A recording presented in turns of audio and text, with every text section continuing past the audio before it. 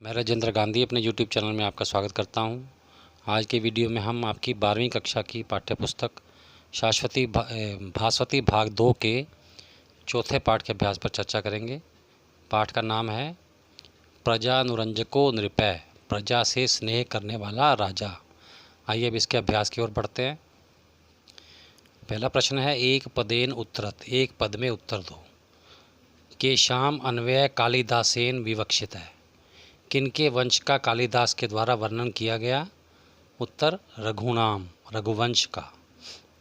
रघुवंशिनः अन्ते केन तनुम त्यजन्ति, रघुवंशी अंत में, अपने जीवन के अंत में कैसे शरीर का त्याग करते हैं? उत्तर, योगेन, योग बल से। अगला, महिक्षिताम आद्य कै आसीत, राजाओं में प्रथम राजा कौन था? उत्तर, वैवस्वतो मनु। अगला, कासाम पितरः केवलम जन्म हेतवः, कौन केवल जन्म मात्र से ही उनके पिता थे? उत्तर है प्रजानाम, प्रजा के।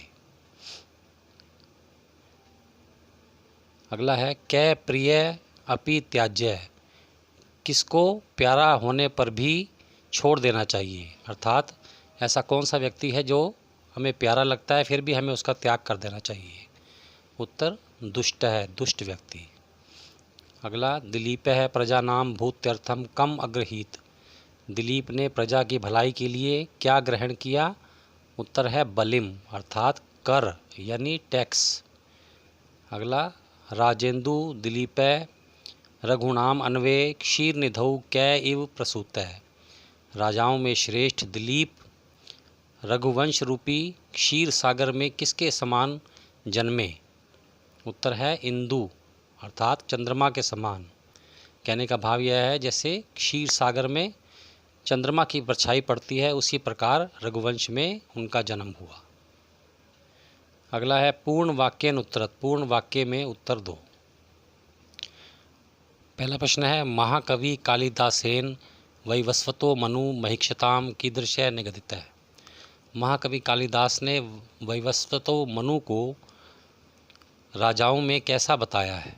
उत्तर, महाकवि कालिदासेन वैवस्वतो मनु महिक्षताम आद्य प्रणवच्छंदसामिव निगदित है, महाकवि कालिदास ने मनु को राजाओं में प्रथम, किसके समान? जैसे वेदों में ओंकार प्रथम आता है उसी प्रकार राजाओं में उनका नाम, वैवस्वतो मनु का नाम प्रथम आता है।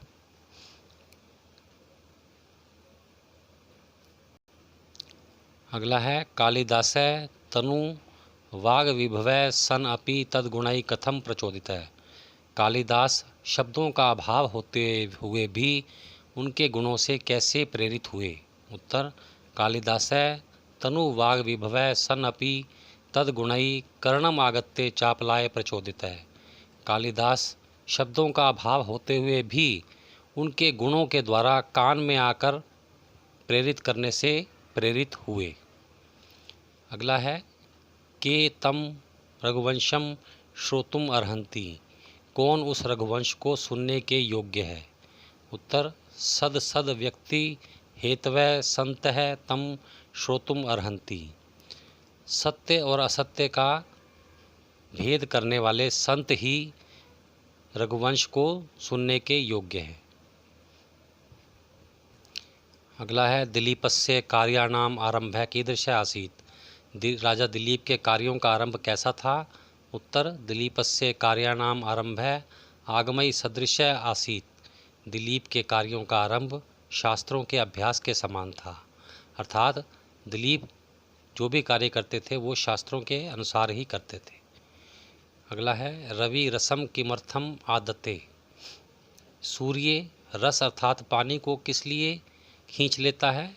उत्तर, रवि रसम सहस्र गुणम उत्सृष्टुम आदते, रवि रस अर्थात पानी को 1000 गुना बढ़ाकर वापस करने के लिए खींच लेता है।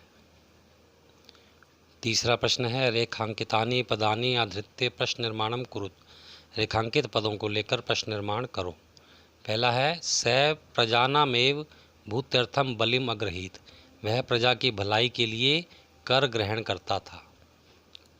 तो प्रश्न बनेगा क्या प्रजानामेव भूत्यर्थम बलिम अग्रहीत, कौन प्रजा की भलाई के लिए कर ग्रहण करता था। तो सह के स्थान पर आ जाएगा कै और अंत में प्रश्नवाचक चिन्ह। अगला है प्रजानाम विनयाधानात् स पिता आसीत, प्रजा को विनम्रता का उपदेश देने के कारण वह उनका पिता था। कासाम विनयाधानात् स पिता आसीत, किनको विनम्रता का उपदेश देने के कारण वह पिता था। प्रजा नाम के स्थान पर आ जाएगा कासाम। अगला मनीषी नाम माननीय मनु आसीत, मनीषियों अर्थात ज्ञानियों का सम्माननीय मनु था। तो प्रश्न बनेगा केशाम माननीय मनु आसीत, किनका सम्माननीय मनु था। अगला शुद्धिमती अन्वे दिलीप प्रसूत है, अत्यंत पवित्र वंश में दिलीप का जन्म हुआ। तो प्रश्न बनेगा शुद्धिमती कुत्र या कस्मिन दिलीप प्रसूत है, अत्यंत शुद्ध किस में दिलीप का जन्म हुआ। पितृ जन्म हेतवै आसन, पिता केवल जन्म देने का कारण थे। तो प्रश्न बनेगा के जन्म हेतवै आसन, कौन जन्म देने का कारण थे। चौथा प्रश्न है अधोलिखिता नाम भावार्थम हिंदी आंग्ल संस्कृत स्वभाषा लिखत, नीचे लिखिए श्लोकांशों का भावार्थ अपनी मातृभाषा में लिखो। पहला है प्रजामेव बलिम अग्रहीत। प्रसंग प्रस्तुत श्लोकांश हमारी संस्कृत की पाठ्यपुस्तक भास्वती द्वितीय बागा के अंतर्गत प्रजा अनुरंजको नृपय नामक पाठ से लिया गया है। भावार्थ, राजा दिलीप अपनी प्रजा से थोड़ा सा ही कर लेते थे, उस संचित कर को भी वह प्रजा की सुख समृद्धि में लगा देते थे। कुछ राजा अपने स्वार्थ के लिए प्रजा से बहुत अधिक कर लेते हैं, जो उचित नहीं है। ख भाग है आगमयी आरंभ सदृशोदय, प्रसंग पहले के समान ही है। भावार्थ, राजा दिलीप शास्त्रोचित एवं सुंदर ढंग से कार्यों का शुभारंभ करते थे तथा कार्यों के उत्तम आरंभ के अनुसार ही उत्तम परिणाम भी मिलता था उनको। आगे है ग भाग स पिता जन्म हेतवै, प्रसंग पहले जैसे। भावार्थ, राजा दिलीप अपनी प्रजा की हर सुख सुविधा का पूरा ध्यान रखता था, इसलिए वे सच्चे अर्थों में प्रजा के लिए पिता के समान थे। उनके अपने पिता केवल जन्म देने के कारण मात्र थे, वास्तव में तो राजा दिलीप ही उनके पिता थे। घ भाग है अनन्य शासना मुर्वी पुरीमिव, प्रसंग पहले जैसे ही है। भावार्थ, राजा दिलीप चारों ओर से समुद्र से घिरी हुई संपूर्ण पृथ्वी पर अकेले बिना किसी परिश्रम के शासन करते थे।